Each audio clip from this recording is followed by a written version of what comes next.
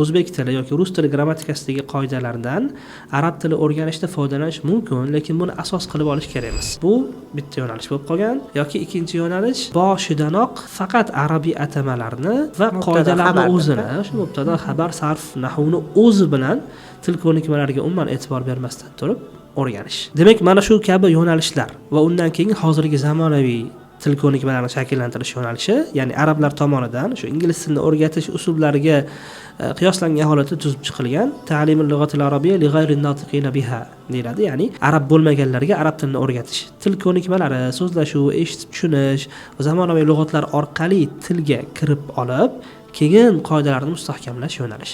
Demak, arab tilida hozir masalan istalgan markazga boramizmi yoki bir nechta 10 ta ustozni yig'ib kelsak, shundan masalan bir nechta ustoz bu uslubda, bir nechta ustoz bu uslubda, qolganlari boshqa uslubda dars o'tayotgan bo'lishligi mumkin. Negaki hamma o'zi ustozdan olgan yo'nalishi bo'yicha o'rgatib kelgan, dars berib kelgan. Kimdir faqat shu o'zbek tili grammatikasi asosida, ya'ni arab tilini o'rgatyapti, lekin ishlatayotgan atamalar o'zbek tilida. Oxirigacha shunda ketish meni xato deb bilaman.